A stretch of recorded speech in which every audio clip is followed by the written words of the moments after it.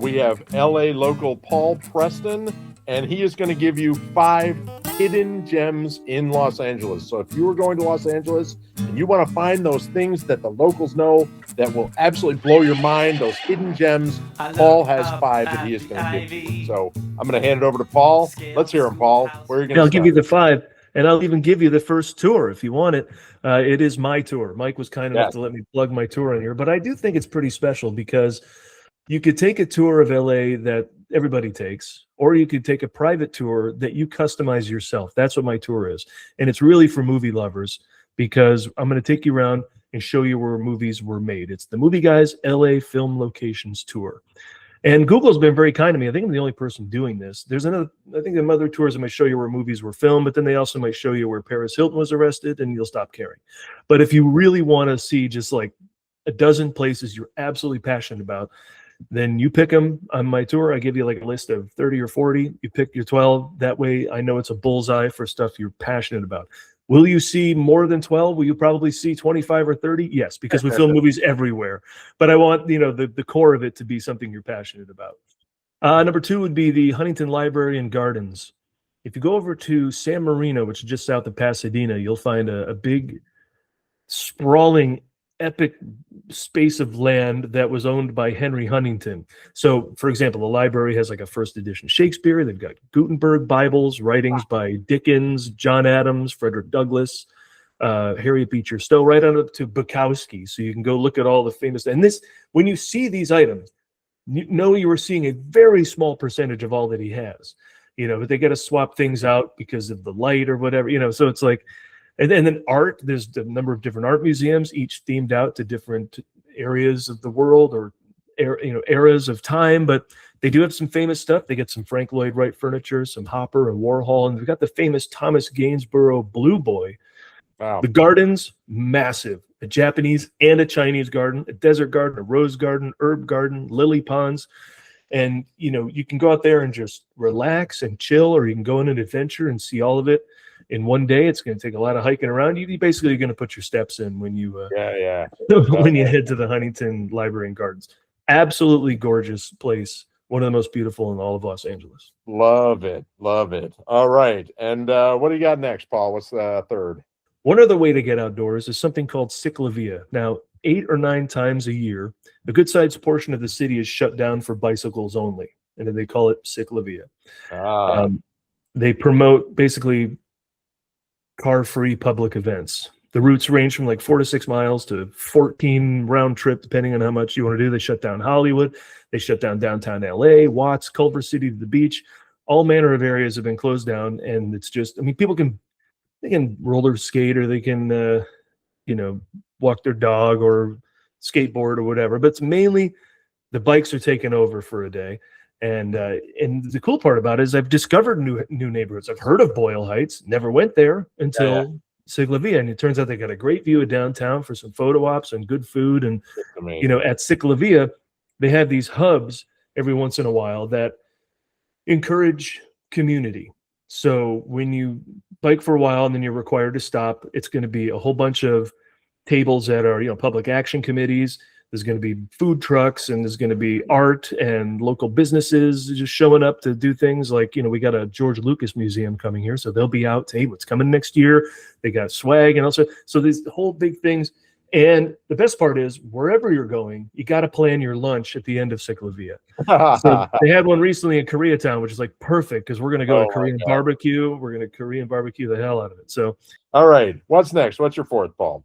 The NASA Jet Propulsion Labs. Now, you might think about NASA as being more related to Houston or Cape Canaveral down in Florida, but we've got a lot going on out here. If you go to the Jet Propulsion Labs, it is your tax dollars at work, so you can go for free, and they'll give you a tour. It is, part of the country's whole deal is to make sure the public can see it. So you got to be diligent about signing up, though. Like I think right now in January, you'll be signing up for March. So you got to just plan it in advance because it gets very busy, and they got to think about it ahead of time. When I went, there was a 3-area tour. There was Mission Control, where you can see them in there still talking to Mars rovers and Voyagers 1 and 2, which launched in 1977. Wow. It takes a day to get a signal from them, and then a day to get one out there again. to tell it what to do. So it's just, and this was 1977 technology. They've entered interstellar space at this point too. So your head will explode 10 times during your trip to JPL, by the way. And the other place they have is like a whole giant room where they're building the next spaceships, for lack of a better word, to go out into space, building rovers and satellites. And you look, and it's a total clean room. They got the suits on and everything's white, and they're putting everything together. And they're going to be launched into space soon. I'm sure whatever I saw when I went there a couple of years ago is in space now somewhere. Oh my God! But it's the first room that blows your mind, where they have duplicates of all the satellites that are currently in space. Not all of them, but a bunch of them. The important ones, the Voyagers, etc., along the sides of the room. Then it's a bunch of chairs where you sit and a guy answers your questions.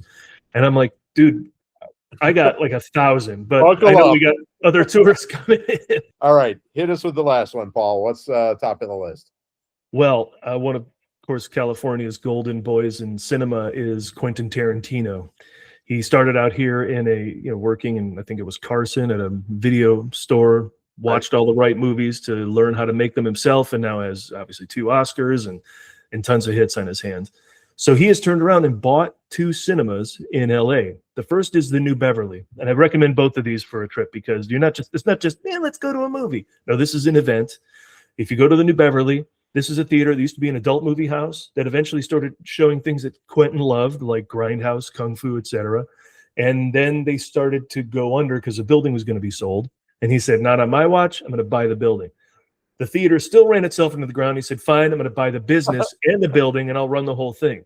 So he does. He uses his own personal prints unless he needs to get them from the studio, because everything there will always be on film. So when you sit in the movie, you always hear, in the background, which is really cool. My favorite movie of all time is Raiders of the Lost Ark. I haven't seen it at home in decades, because I can see it on the big screen at the New Beverly every year, or somewhere in town. Outdoor screenings are a big thing here too, or in concert at the Hollywood Bowl, whatever. But they always end up playing Raiders at the New Beverly, and I go every year. And when you go, it's the faithful. I went to the Brady Bunch movie and a Very Brady sequel double feature, because I hadn't seen the second one, and it was nearly sold out, and everyone is fired up, and there's no phones. No one's going to have any phones. There's pictures of Rick Dalton movies from Once Upon a Time in Hollywood on the wall. There's like posters of those movies on the wall. Wow. Concessions are cheap. It's just the place to be. And if you saw Once Upon a Time in Hollywood, when they enter El Coyote, the Mexican restaurant where Sharon Tate ate her last meal, there's a hubbub down the street, and they said, what is that? Some kind of movie premiere. It's Quentin shouting out his own theater, which is just down the street from that. Is so cool.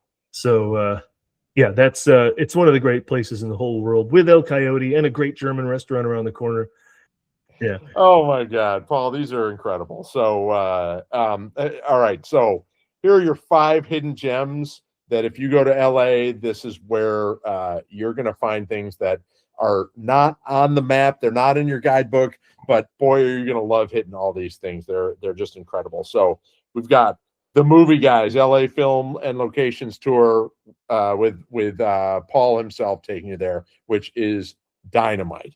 Number 2, we got the Huntington Library and Gardens, which you can explore forever. There is CicLAvia. CicLAvia, sorry. Bicycle and LA in the middle, via to travel. I wrote it down. I didn't say it pretentiously enough. CicLAvia is just perfect, and LA, you can explore neighborhoods forever, and this is a great way to do it.